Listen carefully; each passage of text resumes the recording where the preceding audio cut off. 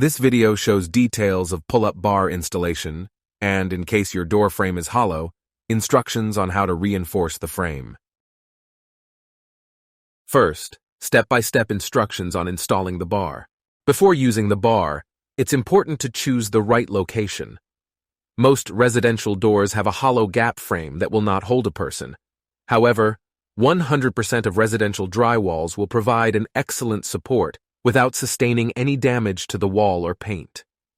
The trick is to place the bar exactly behind wooden studs that hold the drywall, as explained in our video 2. Whether you choose a solid door or hallway walls for your pull-up bar, please watch this video for general installation instructions. First, make sure that the doorway has a proper size for the pull-up bar installation. A pull-up bar alone, without support brackets, will fit doorways ranging from 26 to 37 inches, which could be a good option for unusually narrow doorway frames. If support brackets are used, the doorway should be at least 30 inches wide. The maximum recommended width is still 37 inches. If the bar is extended beyond that, its supportability will be reduced. To begin installation, start by extending the bar so that it's just slightly smaller than the doorway width. Extending the bar is a tedious step, but you will only have to do it once. Start by pulling the 2 set screws out of their sockets by about 1 inch. Now you can rotate the sides to extend them symmetrically until a proper length is achieved. To extend the length, rotate the bar in the direction away from the screw head towards the nut.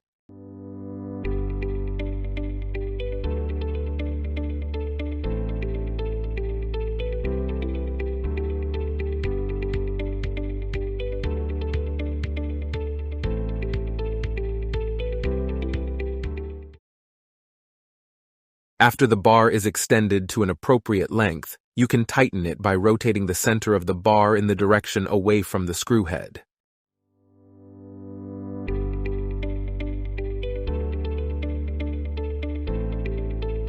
If the door frame starts to buckle or separate, it is likely hollow, and you will need to reinforce it first.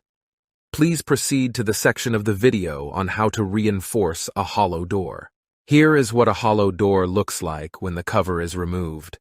Watch how the gap is narrowing as the bar is being tightened. You can also check if the frame is hollow simply by pressing on it, as it is usually easy to bend.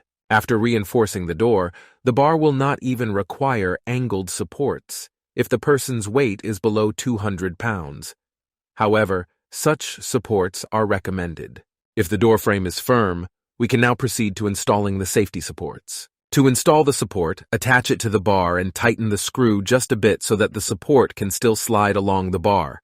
Then slide the support towards the wall, as shown in the next clip.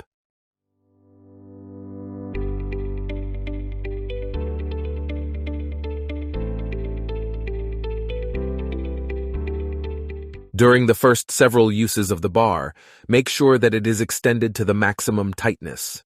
The screws holding the angled brackets are fully tightened, and the brackets do not wiggle. However, the 2 set screws don't need to be tightened, as this will allow you to easily change the vertical position of the bar.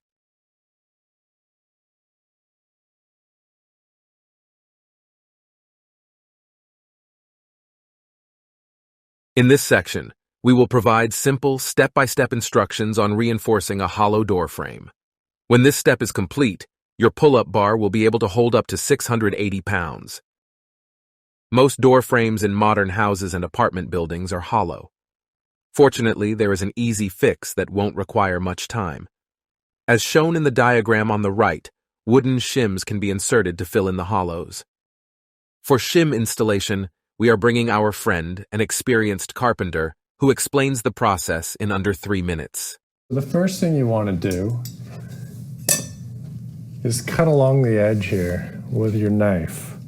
So just be careful here. You can go back a few times. What you don't want to do is hold the knife too much like this, because you'll be just cutting into the drywall. And if you hold it too flat, you're going to skate onto the molding here. So you want to kind of be 45 to the wall and the molding. So after you get all the outside cut, you also want to cut the inside.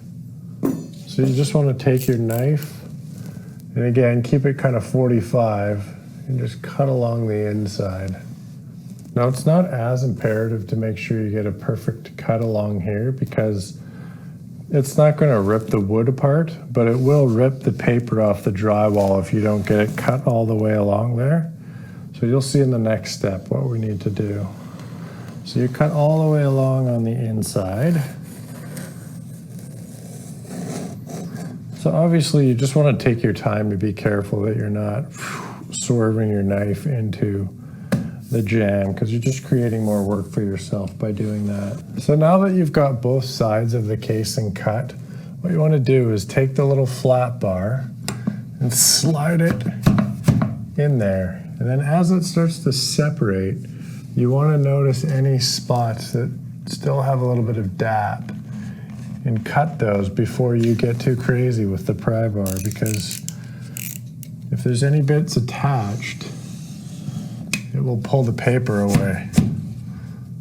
So you just want to work it slowly along. See, it's still attached a little bit right down here. Yeah, so you just want to be careful because it will pull the paper away very quickly. So you're just slowly working the casing off and being careful that the DAP is not attached. Looks like it's fairly good here. Might be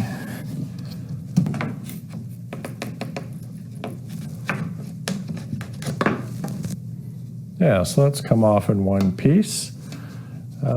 Yeah, so some of the nails that were left in here, you can pull them out with these side cutters. If you just want to grip onto the nail and use this part here as a lever, you can usually get them out quite nicely. Yeah, so you want to just make sure you're not levering onto a finished part like. Once the cover is removed, you can proceed installing wooden shims. Only install shims where the pull-up bar is going to apply pressure.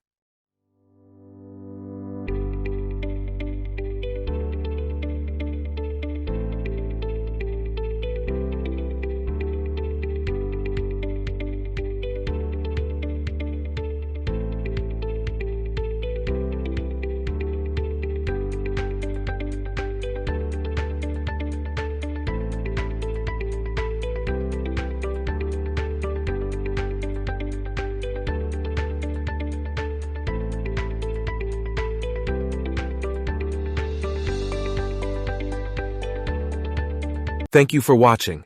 Please check back later for part 3 of this video, which will focus on exercises.